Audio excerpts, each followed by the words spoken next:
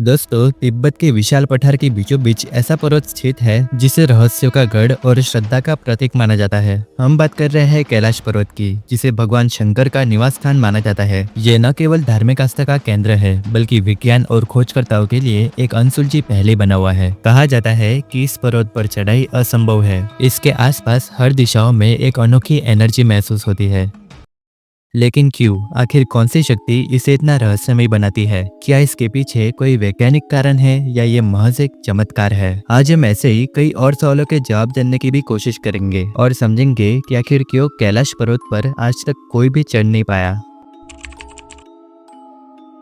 कैलाश पर्वत की ऊंचाई 6,638 मीटर है। इस पर्वत को चार धर्म, हिंदू धर्म, बौद्ध धर्म, जैन धर्म और बौद्ध धर्म में काफी पवित्र माना गया है। हिंदू धर्म में इसे भगवान शिव और देवी पार्वती का निवास स्थान माना जाता है। बौद्ध धर्म में इसे माउंट मेरू यानी कि विश्व का केंद्र कहा गया है, जो कि ध्यान और शांति का प्रतीक है। जैन धर्म में इसे अष्टपद पर्वत कहा जाता है और माना जाता है कि यहाँ पे भगवान ऋषभ देव को मोक्ष प्राप्त हुआ था। और बौद्ध धर्म में इसे देवताओं का निवास स्थान माना जाता है। आपको जानकर हैरानी होगी कि अपनी ऊंचाई में ये हिमालय के बाकी पहाड़ों से छोटा है और माउंट एवरेस्ट से ये लगभग 2,210 मीटर छोटा है। लेकिन फिर भी आज तक कोई भी इस पर चढ़ नहीं पाया है। कई लोगों का मानना है कि 11वीं सेंचुरी में तिब्बती संत और आध्यात्मिक कवि मिलारेपा ने इसमें सफलता हासिल की थी। मिलारेपा बौद्ध धर्म पर अपने उपदेशों के लिए जाने जाते हैं। वो एकमात्र व्यक्ति है जिन्होंने कैलाश पर्वत पर चढ़ाई की है। लोगों का मानना है कि मिलारेपा की आध्यात्मिक साधना ने उन्हें पर्वत पर चढ़ने पर मदद की। पर्वत पर चढ़ने के बाद उनकी वापसी ने लोगों को हैरान कर दिया।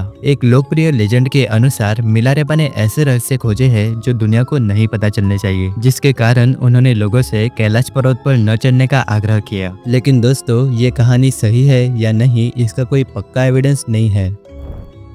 साल 1926 में ब्रिटिश क्लाइंबर ह्यूज रटलेस और आरसी विल्सन ने कैलाश पर्वत पर चढ़ने की कोशिश की थी, लेकिन तापमान में अचानक गिरावट के कारण पहाड़ में बर्फ और धुंध छाने लगी, जिससे रटलेस पर्वत पर चढ़ने में असफल रहे और उन्हें वापस बेस पर लौटना पड़ा। आरसी विल्सन के साथ भी कुछ ऐसा ही हुआ था और वो भी कैलाश पर्वत पर चढ़ने में नाकाम रहे।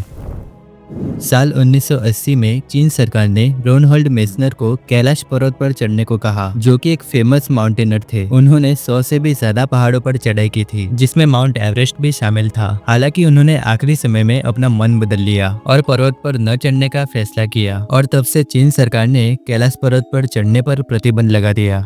दोस्तों, कई लोगों ने प्लेन और हेलीकॉप्टर से भी कैलाश पर्वत पर जाने की कोशिश की, लेकिन फिर भी वो असफल रहे। वो लोग कहते हैं कि कैलाश पर्वत के पास जाते ही उनके कंपास ने काम करना बंद कर दिया था और हेलीकॉप्टर में कुछ खराबी होने लगी थी, जैसे मानो कोई उन्हें जाने से रोक रहा था और पीछे धकेल रहा था। वैज्ञानिकों के मुताबिक कैलाश पर्वत पर कोई बहुत ही पावरफुल मैग्नेटिक एनर्जी है, जिसके कारण कोई भी डिवाइस ठीक से काम नहीं कर रहा था। दोस्तों, एक और अटकल ये है कि कैलाश पर्वत पर चढ़ने की कोशिश करने वाले 4 वैज्ञानिकों की 2 साल के अंदर मौत हो गई थी। साइबेरियन पर्वतारोही जिन्होंने कैलाश पर्वत पर चढ़ने की कोशिश की, वो बहुत ही जल्दी बूढ़े होने लगे और उनके समय से पहले ही बाल सफेद होने लगे और नाखून तेजी से बढ़ने लगे। ऐसा माना जाता है कि कैलाश पर्वत पर समय तेजी से चलता है। एक अमेरिकी पत्रकार हर्बर्ट टीची ने स्थानिक लोगों से एक सवाल पूछा, कैलाश पर्वत पर कौन चढ़ सकता है? तब तिब्बत के क्षेत्रीय नेता ने कहा, केवल पाप से पूरी तरह मुक्त व्यक्ति ही कैलाश पर्वत पर चढ़ सकता है और ऐसा करने के लिए उसे बर्फ की विशाल दीवारों को पार करने की कोई जरूरत नहीं है। उसे बस खुद को एक पक्षी में बदलना होगा और शिखर पर उड़ जाना होगा। दोस्तों, ये कोई एक पहेली या फिर एक कहावत है जिसका कोई गहरा मतलब हो सकता है। हिमालय की ऊंची ऊंची चोटियों के बीच कैलाश पर्वत ऊंचे स्थान पर खड़ा है, जिसके 4 मुख 4 दिशाओं की ओर इशारा करते हैं। हिंदू, बौद्ध और जैन धर्म में कैलाश पर्वत को स्वर्ग और पृथ्वी के बीच की कड़ी कहा गया है, जिसका मतलब होता है स्वर्ग का दरवाजा। दोस्तों, महाभारत के अनुसार पांडवों ने अपनी मोक्ष यात्रा यहीं पर की थी और 5 पांडव और द्रौपदी में से सिर्फ युधिष्ठिर ही स्वर्ग में जिंदा गए थे। इस इमेज में कैलाश पर्वत का ऐसा हिस्सा है जहाँ पे ओम का साइन बना हुआ है और इस वाले हिस्से में आप किसी का चेहरा देख सकते हो, जो कि कोइंसिडेंटली या फिर किसी चमत्कारी रूप से बन गया होगा। दोस्तों, कैलाश पर्वत की एक और खासियत ये है कि उसके टॉप पे जो बर्फ है वो आज तक नहीं पिघला। इसका रीजन उसका ठंडा टेम्परेचर हो सकता है और इसके अलावा यहाँ पर आपको जानवर काफी कम दिखाई देंगे। कैलाश यात्रा पर निकलते समय आपको रास्ते में जंगली गधे, तिब्बती मृग, याक, हंस और सारस जैसे कई जानवर देखने को मिल सकते हैं। खासकर ये पास में बहने वाली 4 नदियाँ सतलुज, ब्रह्मपुत्र, सिंधु और कर्णाली के पास दिखाई देते हैं। कैलाश पर्वत को इन चारों पवित्र नदियों का स्रोत माना जाता है।